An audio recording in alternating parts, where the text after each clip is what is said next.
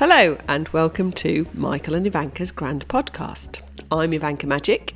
And my name is Michael Forrest. How's it going? Not bad. Not bad at all. It's a sunny, cold day. Oh, it is chilly, isn't it? Yes. How's your week? Lots of things. By the end of Monday, I thought it should be Thursday. So much had happened. It was a busy day. Work, yeah, family. Work has been very busy. Family has not been so busy.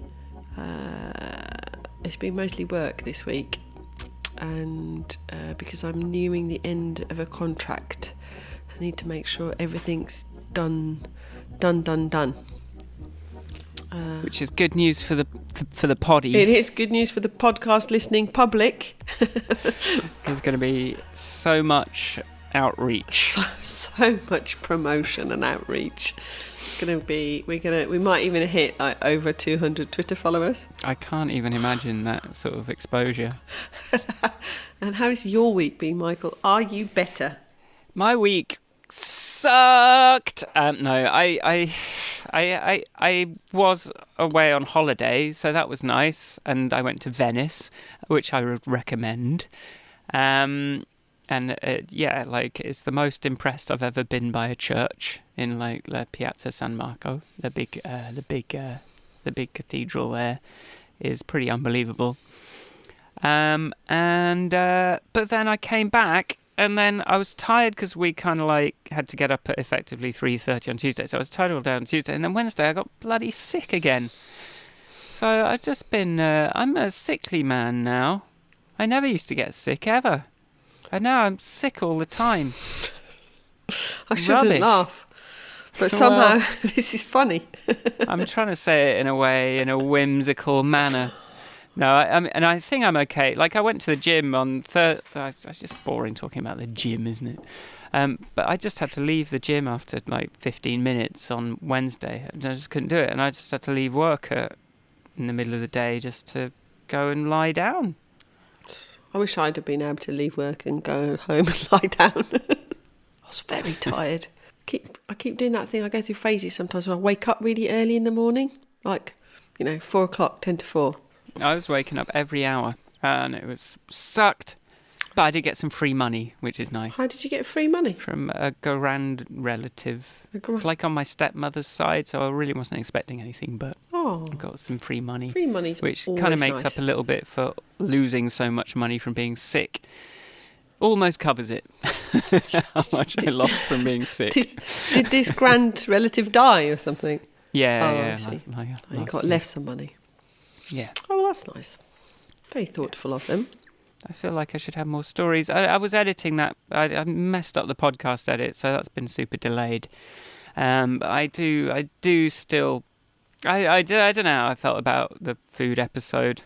I've been feeling a bit sad about it because we didn't really agree on anything, and also I think I was kind of sick and not really listening or trying to kind of argue. Like I wasn't really. I just was in a bit of a daze, so I was just kind of saying things in a slightly smug way, and I didn't really like myself in it. But I also thought you were wrong, so, you know. Yeah. Fair enough. I've been feeling a bit sad about it, too. But we can't, Can't give up. You know, We'll just not talk about food again. No, come on. No, it's just, I think I just wasn't in a very listening or... kind frame of, I don't know. I was just sick, and I just sound like. Yeah, there was a bit. I think part of me, I wasn't listening either because I wanted to go to the zoo. I was trying to fit in podcast recording. Right, if I get up at this time and sit down at 8 o'clock, I can record a podcast. Then I can go to London. Then I can go to the zoo, and everything will work out efficiently. And so I was expecting. I think I was just expecting not to disagree with you. I was like, oh my God, this is going to take time now. Now we're going to have to explain our thoughts to each other. Damn it. Well, yes, I think we were both possibly not our best selves. No. But, it's consistency. Whatever. But anyway, I was right, though. What? Well, I was right. I don't know about that. Maybe we will need to revisit food. We might need to revisit it, but it's just I don't know if I care enough. No, maybe that's it as well. It's like I've got my thing, you've got your thing. We don't have to agree with each other. No, it's not As like long one as- of us is, trying to get teachers to arm themselves or something. Yeah, no, at least we're not trying to do anything actually bad. I'm just trying to enjoy a luxurious Western civilization and all it has to offer. Before it bursts into flames. Before it crashes and burns. I did read a very sobering article this week, published on a site called, I think it's called The Conversation. Is that what it's called? But it talked about how in the United Kingdom of Great Britain and Northern Ireland, You are stalling for time. I am trying to find the link, the name of the thing. I always call it the United Kingdom of Northern Ireland and Great Britain in conversations. That's its proper name. I mean, sometimes people and things should be addressed using their proper name. Anyway, it is theconversation.com, and there's quite an in-depth article about how life expectancy in Britain has fallen quite considerably over the last few years, with a lot of the reasons for that attributed to the programme of austerity. So that wasn't very exciting. Wasn't very positive. I saw it, but I haven't read it yet. No, it's quite, and also they also talked about air pollution as well. So the whole thing was quite depressing, to be honest. Milan's quite polluted, the air. I could really, I was kind of sick, and I could sort of feel some hotness in my throat when I was after walking around for a bit, just from nastiness. Weirdly, Eastbourne has got bad air pollution problems, which I don't quite understand because it's a seaside town. One of the people I work with is got these. There's an open source project of people put. I'll find what it's called because I was going to make one for myself. But you can make a little Arduino thing that then measures and collates air pollution data. So it's quite big all over Europe. But he's quite informed on the subject and lives in Eastbourne. But it's weird. I don't know why I don't imagine that we'd have polluted somehow. Air pollution didn't really go onto my radar because it's not like we live in a coal mining or there's no heavy industry, and yet just by driving diesel vehicles around we seem to be poisoning our own air. There was a very kind of toxic smelling car that I was behind this morning on my bike. Wasn't impressed. It's not nice, is it? Smelly cars. Saying that, my van is a diesel van, but it doesn't get used for little trivial journeys. I don't know. It's hard Only to keep epic up. journeys. Only epic journeys. So I don't know. Don't know what that says. I'm just a hypocrite. Massive hypocrite. I leave a lot of shit switched on. So, we're all guilty. I was thinking about a slogan. I did tell you, I said to that guy, I was talking about straws, disposable straws, and saying, oh, I just don't want to take one. And the guy, one of the people I was with was sort of whatever. And I was like, there's nothing you can really do about the environment. So you might as well do the little things that are easy, because that's all you really can do. So I'd quite like to come up with a pithy way of saying that for a T-shirt. Okay, that can just be do the little things, because what else can you do? Because it's better than doing nothing. Or, you just it's actually really easy to do this stuff you can do generally. So I don't know. I haven't thought of a good concise way to say it. I had another Keep Cup fiasco. Fiasco. Keep Cup. These kind of reusable coffee cup things. So I dutifully turn up in a coffee shop with my reusable cup, and the person has made the coffee shot into a disposable cup and then poured it into my Keep Cup. People, we need to get on board with this. Did your Keep Cup not fit under the No, spout? it was smaller. Or was it just pure? No, it was pure just not thinking, I think. Or not realising that there was a reusable cup coming down the path, or fuck knows. But I was like, oh, this is another, What is the point? Why do I make all this extra work for myself? And people will insist on giving me disposable cups. Yeah, so that was awful trauma. Did I ever tell you about once my one of my favourite Viz comic letters to the editor? Mm. It said, dear editor, I was watching Delia Smith on TV the other day, and she said there is nothing worse than a soggy souffle. As an AIDS sufferer, it feels a bit like that kind of like, oh my God, my keep cup. It's like this is the worst thing that could have happened to me today. But actually, it's not that bad, but it is annoying. Very annoying in the moment. Wow, it's like, what? It's because if you can't even do that, what you What just do you- are utterly, whatever the gender neutral version of impotent is. Oh, that's true. Anyway, so yes, a pithy way of saying, look, I might as well do these little nice things because I might as well just do them. Might as well. Might as well. Give me this. Just let me Just have give me these this at small least. victories. Every tiny... Anyway.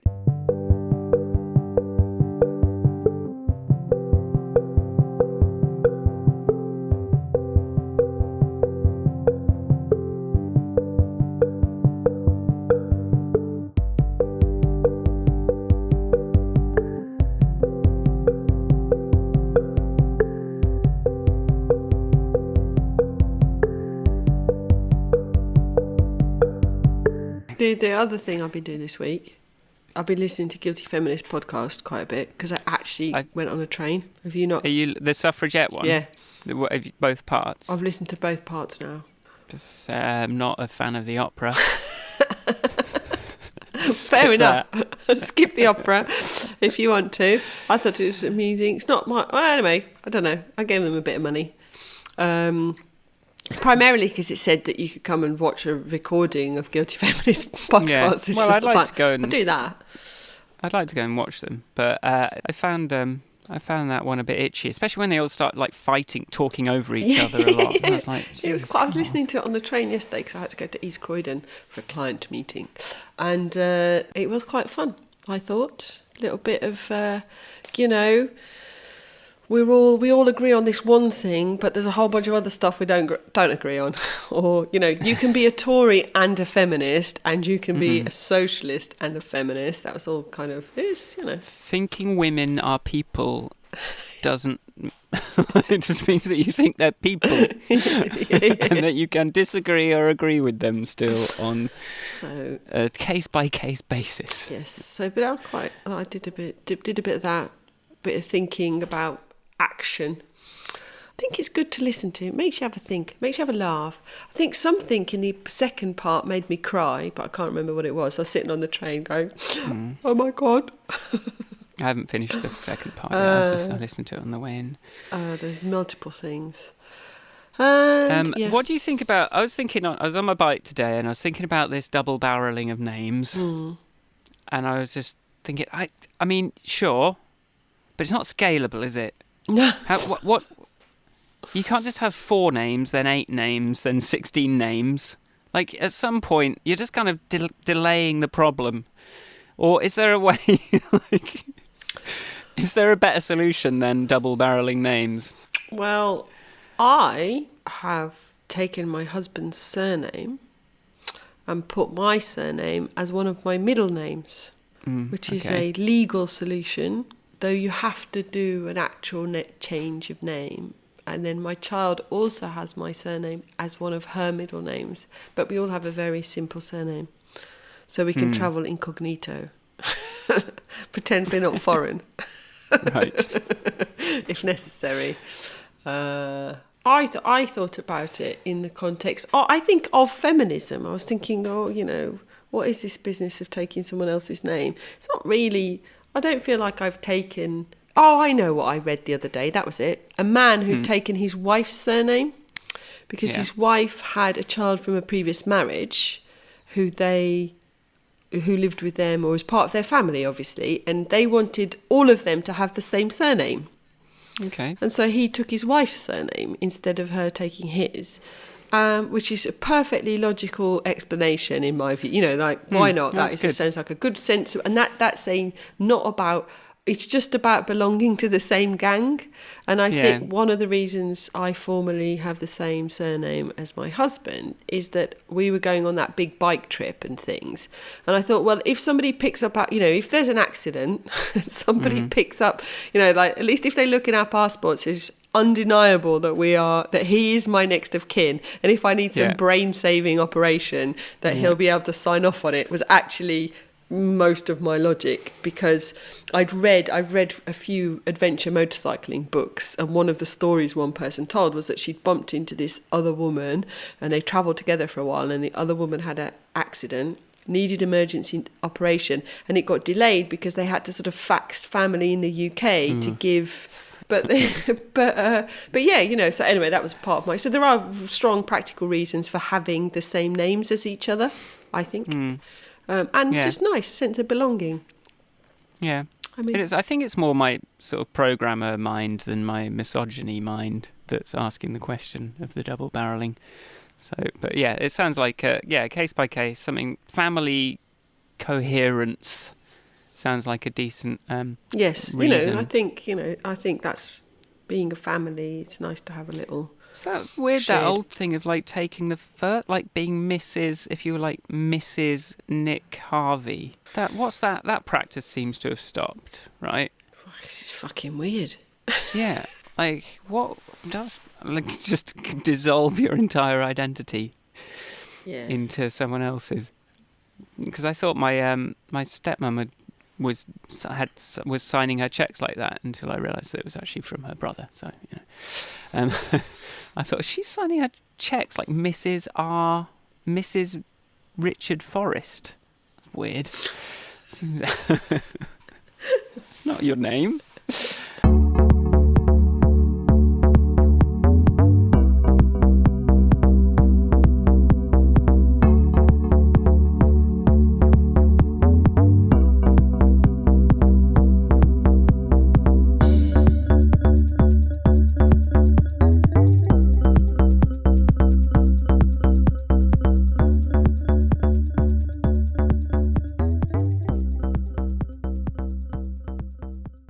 So what are we talking about this week? We're supposed to be talking about luck, you said. Last minute decision. We're going to talk about luck. I don't know how much I've got. I think it feels like something once we start talking about we'll have a lot to say on.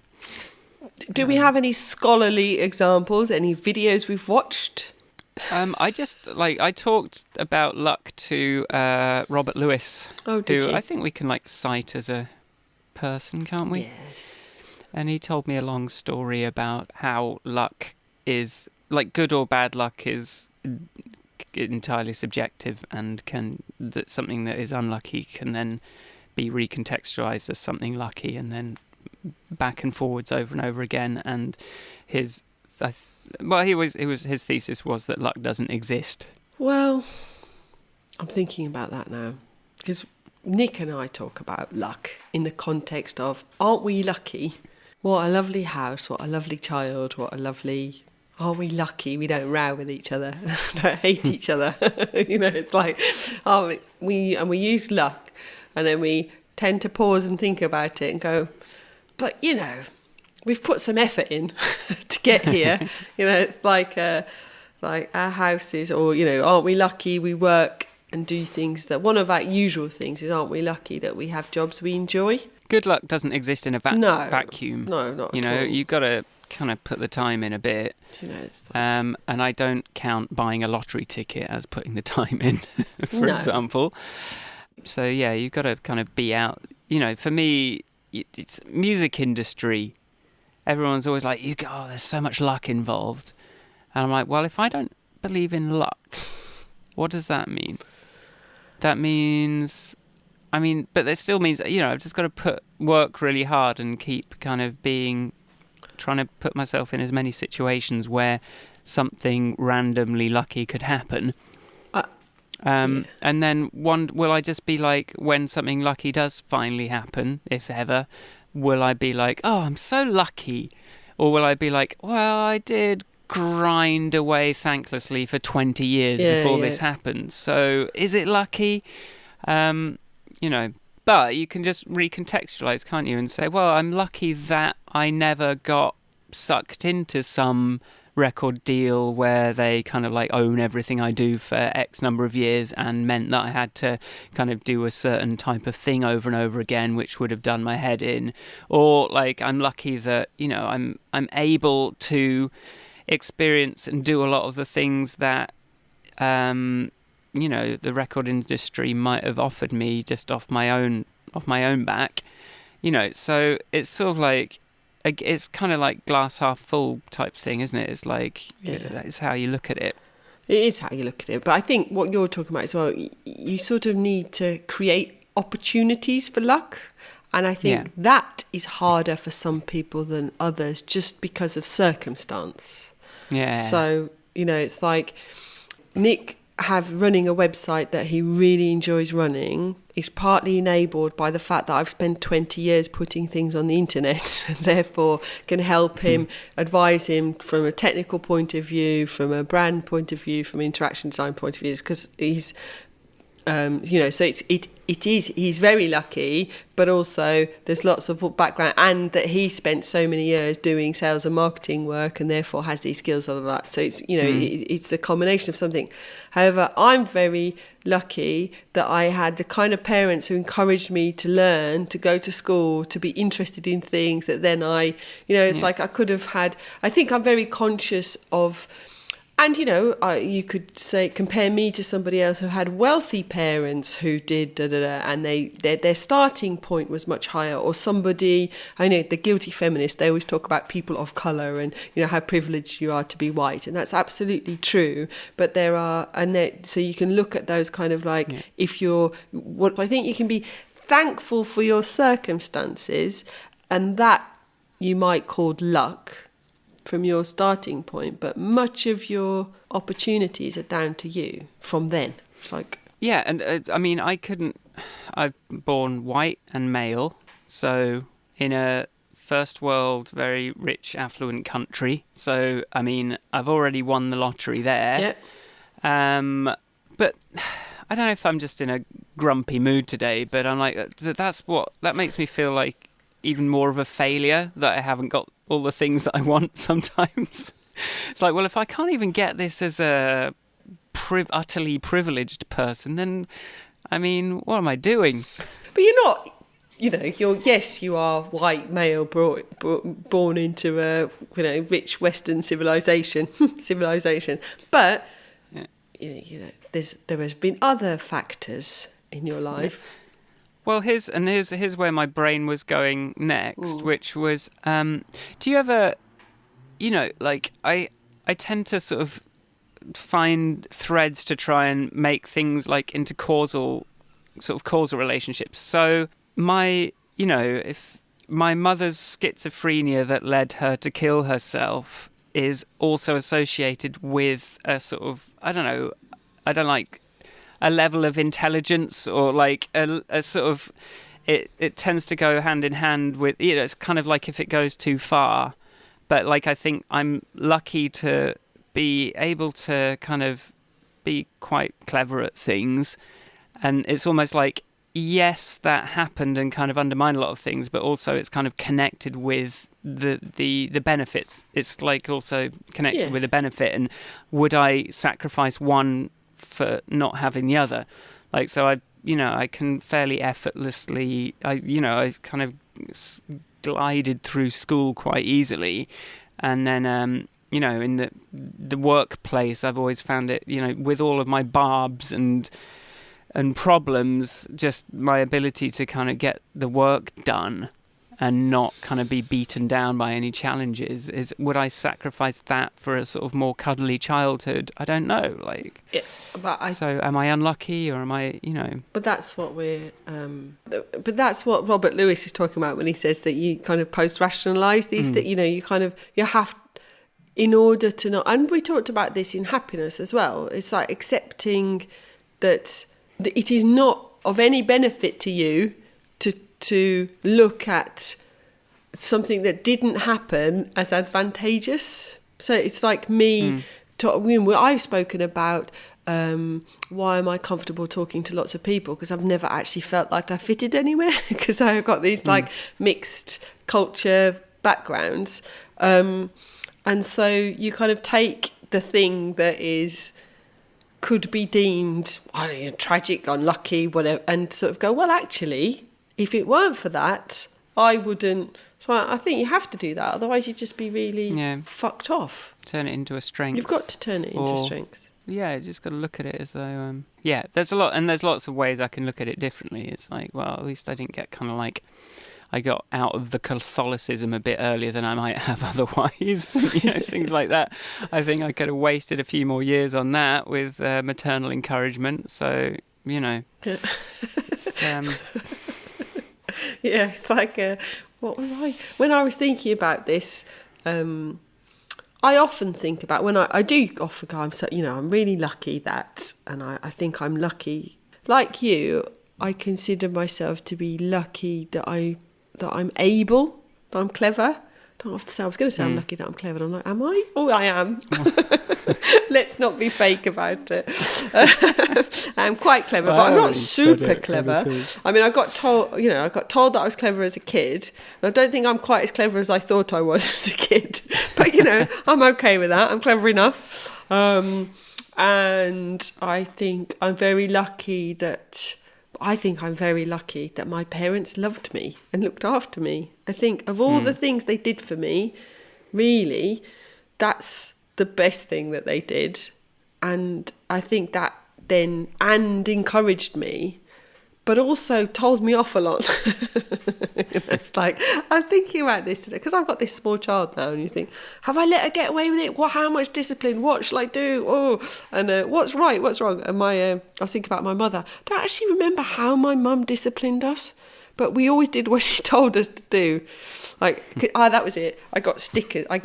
My child loves stickers. Stickers are very popular. And so she gives me stickers sometimes and tells me I've been a good girl.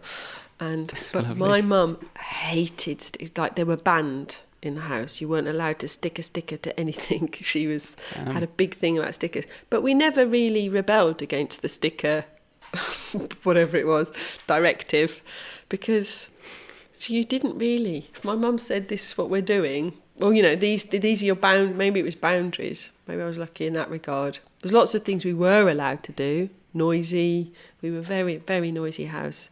Always running around. We weren't particularly a house-proud family.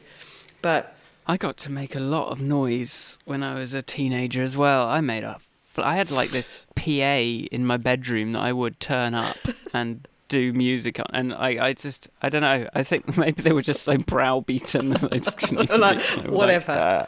It was on like the 3rd floor, so it wasn't like right on top of them, but I'd turn that thing up, and maybe luck is more about your ability to deal with the circumstances you're in, or to respond to them, or how you react to them. I don't know. I think it's such... When someone, you can, and people are kind of quick to go, I've told them, I've been, when I've been I've been like stabbed a couple of times. Sort of like, oh, you're very unlucky. I'm like, well, I don't know. Again, I think it's kind of connected with, my attitude and my behaviours, and like it was... like the more I can sort of like turn into a story and turn into a kind of like connected narrative, I don't know, the sort of more comfortable I feel, and the less it kind of gets rid of all the regret, because regret is the danger, is like, if only I hadn't had my heart broken. Well, yes, but it was a necessary step, and I wouldn't change that now. Or like, if only I hadn't, I don't know, there's things that you can't get consumed with regret and sort of feel like something terrible happened to you, that and you can't wish the world were different, like the past was different, because that's just a trap. My sister and I talked about this in the context of, we were talking about death. I think it might have been after we recorded the podcast, and we were talking about death, and we were talking about the fact that there is many a day where I just wish my father hadn't died, but then nothing would be what it is. Nothing in our lives. So this was what Lydia and I were talking about. Like, everything from that moment onwards would not have happened. And it's like, that's wishing a lot of your life away that happened following that moment. So I just think it would be a very unhealthy place to live in if you lived with that amount of if only. And I mean, okay, somebody dying is beyond your control unless you're a murderer. But all these other things where you think, oh, if only I hadn't spent that money with that boyfriend or done that or did that. And it's like, well, all of those things have made me who I am today. Yeah. So it's done. It's baked in. Yeah. It's, some bad things, some good things. Yeah, there's problems that have had to be solved, but it's like you've got to start from now.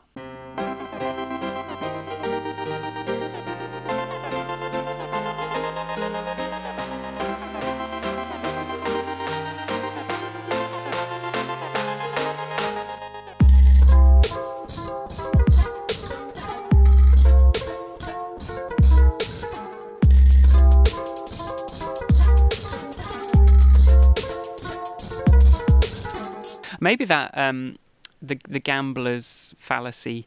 I was thinking maybe we could sort of like touch on gambling. And have you ever gambled? No, not to any. I tell insurance people when they try and sell me insurance, hello, would you like to buy some? I was like, no, I don't. I bet you that that's not gonna happen to me. That makes them go, huh? I'm taking my odds on this one. Thank you. But no, not particularly. What did you say? The sunk cost fallacy? Sunk cost fallacy, which is the more you, if you kind of feel like, it's like good money after bad. If you've put a lot of, it's like, well, I've already bet my life savings, so I can't stop now. Yeah. Like, it's that, but it's that difficult psychological thing of going, okay, that's gone, that's done. Yeah, leave it. Yeah. If I continue, I will only have less afterwards. But I might win. On this horse. And I sort of worry about gambling in terms of its addictive properties and my propensity to embrace addictive behaviours sometimes, which I have already said I rationally believe is not a thing. Yes. But I was about to pick you up on that. Yeah. I kind of feel like I could. I know. I feel I did buy some bitcoins recently, and that's the first time I've felt like I'm like properly gambling on something. But I'm not really getting too sucked into it. It's been like down the entire time, and then last week it went up, and like £6, lovely. I'm sure I've mentioned that in some context that I never imagine myself to be the kind of person that gets some free money. I'm just not going to, I sort of like accept that I'm going to have to work for everything. So therefore, there's no point buying a lottery ticket. I've bought premium bonds before, but only in the context that actually the interest rates are so low that you may as well buy premium bonds for your savings if it's just for, you might win something. But that's not particular. You can't lose your money. You can just not make that bit extra. There is a thing of no risk, no reward. Yes. I love this episode of Party Down, is this TV show where they have an episode with Steve Guttenberg, which I just really loved. But he's kind of saying this, he's like some of the characters have sort of written this sort of screenplay that they want to show him, and he sort of just like takes it down and turns it into something really good, and just he's like, no risk, no reward. So you have to I think if you have to take risks. Yes. And it's I don't know how measured it is possible to be with one's risks, but you have to do things that scare you. You have to take risks. I think you've got to keep yourself. Only you can work out what is acceptable risk to you. And I think the nice thing that's happened with me and Nick is that together where our risk, what's the word? Our sort of risk profile has increased, like doing that motorcycle trip. I have travelled a lot, he has travelled a lot. Neither of us would have done that motorcycle trip without the other. Yeah. It just made us go that little bit wider than we might have done that's great. on our own. And I think that's because you've got this, the risk is distributed basically across two people instead of one. I think that's part of it. You know, like if I lose my job, he earns money. If he, vice versa, if whatever. And so I think but I think that a risk aversion. I was thinking about this in the context of gambling and everything. Risk is a big, important thing, and. Well, in financial terms, the limited amount of knowledge I have, it's all about like diversifying, isn't it? Yeah. So you have it's about your comfort level with, okay, I'm going to do some very risky stuff and some sort of more safer stuff. Yeah. And like, I think I've always been I guess not in every area of my life, but in some areas where a lot of people aren't, I've always been quite risk-taking. I think like professionally, I've just always been a bit like, I don't care, like but maybe with talking to people, I am very much at the other end of the scale. I don't know why I fear people so much. I don't know why I fear that what they can do to me. Well, you've identified in previous cases that you have an abandonment thing, thanks to your history, and I have rejection thing. I definitely have a commitment thing, in that I think part of the reason I don't believe I'm going to get free money, or I think like, well, I lived this life where we lost everything through no fault of our own, and then we lost it again when my father died. We didn't lose everything, but the world collapsed as far as we were concerned. So I kind of go along thinking, well, look, I'm doing the best I can. There's no given, and I'm in no way wedded to the idea that just because I'm doing all the right things, or the things I consider to be right today, I don't feel like therefore the universe has promised me success. You know what I mean? Like, I'm like, well, and if it all goes tits up, well, we'll think of something. I'm a great believer in my ability to, if a problem arises, I will be able to deal with it. But actually, to your, you talking about your kind of increased level of risk taking, I think like certainly I've been able to take some bigger risks last year thanks to sort of moving in with Sharon and, various things. Just that, I kind of wish they'd, I need to find something a bit, I don't know. I don't know how much I got out of it in the end, but that's just because you haven't reframed it yet, Michael. Yeah, probably. We probably wouldn't be doing this podcast if it were. Yes, there we you go. probably would not be. This is true. Also, the dots. I always try and remember Steve Jobs' thing, which is you can only sort of join the dots with hindsight. So you just can't see how your interest in typography and mouse-driven user interfaces could possibly end up defining, your contribution to one of the biggest things in the world. Yeah. I used a quote from me on that, a quote, because I teach these product design foundation students at Sussex Uni. I do a term, it's my second year that I've done it, and I read them pretty much that quote from Steve Jobs. It's like, the sort of the creative people joining up dots thing, but you need to make sure you got plenty of dots, otherwise you're kind of. But it's quite a good quote, quite important. But yeah, you don't know what you tried to do that's gonna teach you something that'll help you with something else. It's important to be able to see when something does emerge, because you can end up like if you have your plans and you're like, okay, I'm doing this, and then you can kind of miss an opportunity because that wasn't what you thought you were going to be doing. Yeah. So there's, I don't know. You have to do lots of different things, but then you've got to be ready to kind of double down on one thing when that's something that might do something. I think that's one of my shortcomings. It's like I have them. I'm afraid. It's almost like committing to one thing entirely.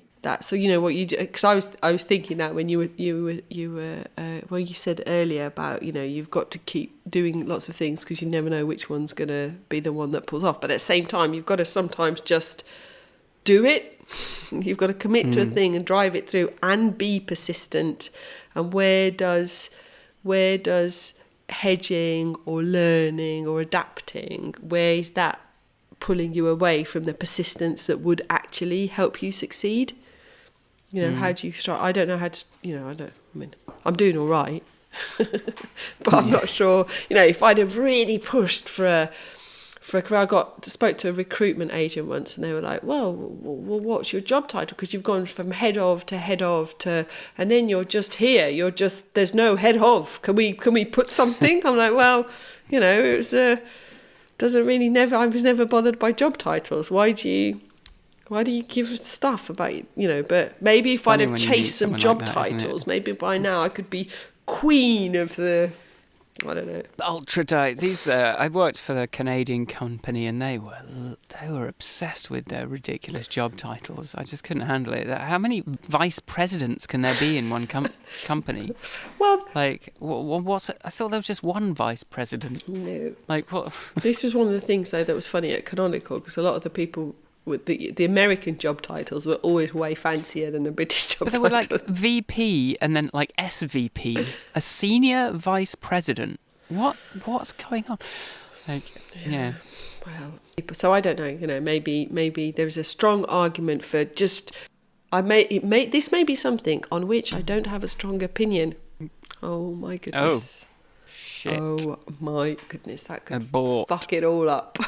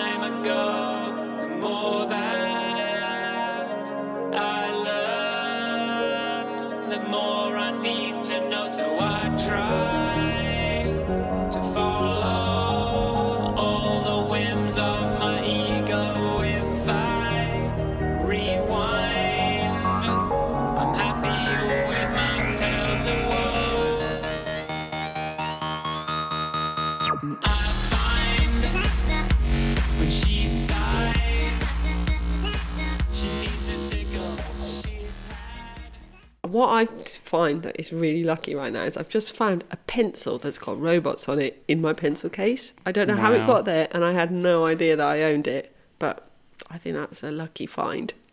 It is. It's stolen a poor child's pencil. Well, this is... No, I don't think this is even connected. Oh, I just thought, like, I remember I got a new bike when I was in Berlin, or I wanted to get rid of my bike because I'd had enough of it. So I just sort of, like, took it outside and just left it unlocked against a nearby lamppost. And then when I came by later and saw it was gone, I felt sad. I thought, oh, my bike's gone. Oh, I feel sad. And then I was like, no, someone else just got a free bike, and that's awesome. So that is something to be happy about. Like, I just gave someone a magical experience. Of a free bike. I hope they just weren't just a dirt bag that went off and sold it. I hope it was someone that was like, oh, I need a bike. I'm going to ride around on this now and enjoy Berlin more. Yeah, I quite like that. Again, it's not connected to luck, but I think it's a nice thing to do. Is that have you come across that Freegal thing? No. Where you basically, I've been using it for years, but basically you can go on there and go, I really need a new sofa. Anyone getting rid of a sofa? But you can also do hey, I've got these 2 speakers. Anyone want them? And so you sort of like, it's not a non-selling getting rid of things in your house. But Freegal needs some help with their app, Michael. I did look at their app the other day and think maybe this is and they've said they wanted UX. Very rarely do you see volunteering opportunities that are actually professional, skillful volunteering. Maybe actually they want some UX help. And the only thing that's held me off on emailing them is that at the moment I'd be all keen and then I would have no time to do it. So it's sort of on my list for March to get in touch with them. But then equally, if I can identify all the things that are wrong with their app and how it might be better, but I can't make it. But maybe they already have a dev. I don't know. Wow. So I'll just tap you up for some freebies. All right, sure. I've been trying to give my brother my drum kit for about 6 weeks now. It's a real pain. Even for, I want to get rid of stuff and I want to give it to a good home, but it's a lot of overhead. Well, I live in a neighbourhood where you can just line your stuff. If it's a nice dry day, you put it on the pavement, let everyone know, look, the stuff, come help yourself, and then afterwards, depending on the speed, I got rid of some speakers. And they went really quickly. And I was like, shit, maybe I should have sold them. But it's like, maybe the money. Some regrets there. I was like, if I really needed the money, I would have sold them. So therefore, what somebody's done is they've got a nice set of speakers. I knew they were nice speakers, for sure. But they were quite, I'd had them for a very long time. So we did actually replace our speakers for aesthetic reasons. That was my advice to you. Oh, it was. We discussed. Yes, I remember now. I said they all sound pretty good these days, and to be honest, Richard's sound stuff was all a bit ugly. Yeah, that's true. So we bought the pretty ones. So I think you've got to go with this. And they do look good. Well, and they sound good. And Nick's deaf in one ear anyway, so. Well, what's the point? So it doesn't really, Although these Adam A7Xs that I have in my studio are rather lovely. I really, I don't think I could.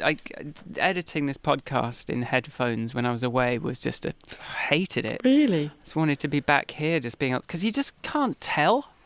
You just can't tell. What do you mean you can't tell? I just can't tell if something, like when I'm in here, and I think, oh, that's a bit quiet. I know that it's a bit quiet and that I can turn it up, but I just can't have that thought process when I'm editing in my headphones, or I can't trust what I'm hearing, because I don't know how much of it is like the idiosyncrasies of the thing, or like it might just be kind of weighted towards one frequency, or like I just don't trust. And you can just make such a mess by sort of like, and I've done it like mixing music in headphones and then playing it back and going, oh my god, I just spent 3 hours perfecting the sound, and listening to it on something else, it sounds absolutely horrible, because I just didn't, I've made that mistake and I'm scared of making it, so it's just really stressful to try and like edit on unfamiliar things. So that's why I was sort of been looking forward to being back in the studio to edit, just have a proper go at last week's. What do you think about those little Chinese cat things? Well, that go up and down. The lucky cat thing. The whole kind of industry around that sort of superstition of luck. Yeah. This will give you good luck. It's but you see, very silly, but it's quite compelling. It is very compelling. At various times in my life, I have indulged in reading and finding out about things like feng shui and all that business, because I was unhappy, or because, and it's like I can't fix this, so therefore there must be a magic solution. I need magic. But what I will say, I don't think feng shui seems like a magic solution, but carrying a rabbit's foot seems like a magic solution. But I suppose I never did But the feng shui thing, what is interesting about it, I think, on the subject of creating opportunities, it's like it's the way it sort of works about how, have these things in this bit of your house and that. And there is a bit of carrying around rabbit's feet type things in feng shui. Right. So, like put a crystal in the north side of your house and have this. And it's like, But it's that thing where it makes you think about the thing in your life that you are not happy about. And so you're, by simple virtue of paying attention to it and giving it some time and tidying up your house, rearranging your furniture, you're kind of creating a bit of movement in your own brain, or a little bit of space in your own brain to come up with a solution. So I think, again, you can post-rationalize these things in what way they work. It's like counselling and therapy and all these things. They work because you're paying attention to your broken things and working out how to where to file them and how to arrange them in your head so that you can live with them. Well, you know what we've been watching this week? What have you been watching this week? On Netflix. Netflix have made a new series of Queer Eye, which used to be For the Straight Guy. Which I am just loving. How come you're watching that? I think it's great that it's kind of freed from the sort of advert-fueled structure where like you've got to have a recap and an ad break every 10 seconds. So I think that I couldn't have probably watched it on the TV, but yeah, just seeing these people just having their lives kind of addressed from all these, like, they sort of sort out the home, they sort out the kind of grooming, they sort out the clothes, they sort out the kind of culture and some sort of food stuff, and then sort of let them off. And I'm like, I want those guys to come and sort me out one day. It seems expensive, like they spend some money, but yeah, there's definitely there was like the first episode on that was definitely a case of a man that wants something, but his home is just doesn't cater to that thing he wants. So you can't just sit in a scabby easy chair and in a sort of horrible sort of filthy looking room and your ex-wife isn't going to come back. But like if you can kind of turn that into a space that two people can enjoy together, then you create that opportunity, and you sort of take some luck out of the equation to put it back onto the topic at hand. I think that's exactly what I think the feng shui type thinking. It's like creating the space for two people to enjoy or whatever. Or that's why I like that Eat Well for Less program. Right. It sort of tidies up their food cupboards. It's like, come on, people. There is money in these cupboards. You're just stockpiling food that you don't need. You're never going to cook. You don't need to spend this much money. So yeah, I think they're those kind of like tidying up areas of people's lives. TV shows are quite nice. Yes, it's fun, and you've got to if there's things you want, you need to kind of reconcile that with what you're doing, and if what you're doing right now if you tried to tell a story if you tried to draw a line from the thing you want to where you are now, and okay, well, I'm going to have to do certain things that I'm maybe a bit afraid of, because otherwise I'm not on that path. I'm on just this different path that's I'm not happy with. Yeah. So you got to kind of like construct your own narrative to some extent, and not expect anything to just land on your plate, or expect anyone to really give you anything. And I unlike you, I have always kind of had this idea that one day I'm suddenly gonna get some sort of windfall from something. If it's like I don't know, like some sort of startup venture, or if some song goes viral. I've been trying to make those opportunities for myself, like an app, just something that's sort of like super scalable with if just the one right person tweeted or the right person got interested in something I was doing, then that would be a huge kind of burst of kind of interest. So I try to make as many of those as I can, but none of them have. I think maybe you've just got the wrong name, Michael.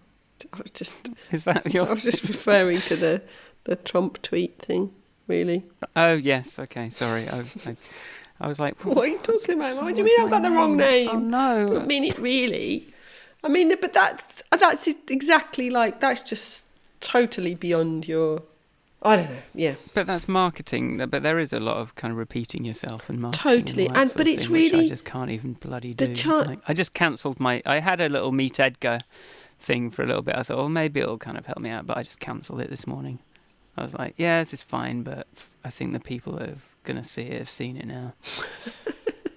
But I mean, that's what marketing is all about. Marketing is just saying the same thing over and over and over and over and over. Lots of different ways. Go, buy my stuff, buy my stuff, buy my stuff. And lots of creative ways. But it's an important task. What can you do?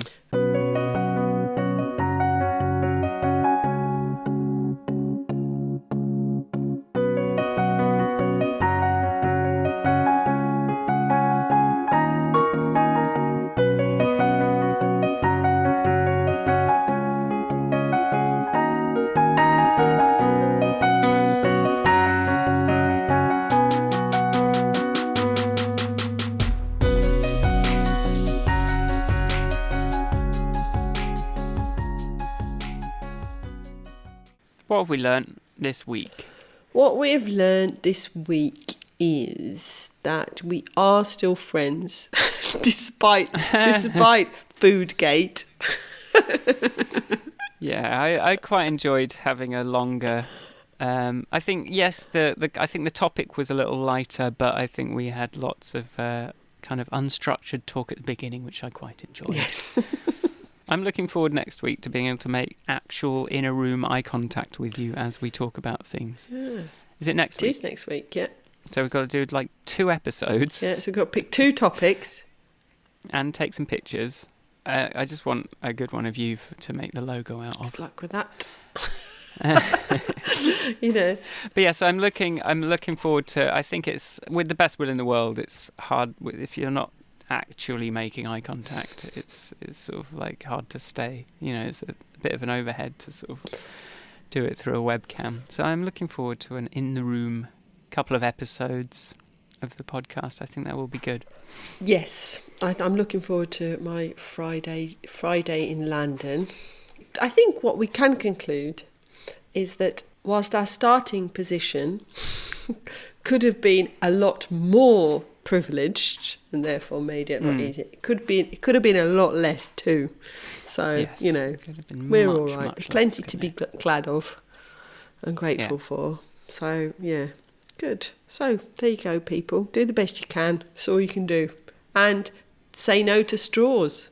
Say no to flipping straws. Because you can.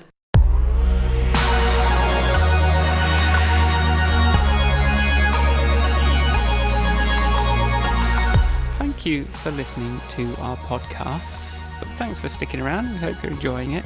Let us know. Give us an iTunes review. Yeah, 5-star one, That'll please. help us. 5 stars. 5 stars, and you can review every single episode, which apparently helps them go, ooh. You can find us at grandpodcast.com. You can follow us on Twitter, podcastgrand. And you can email us hello@grandpodcast.com.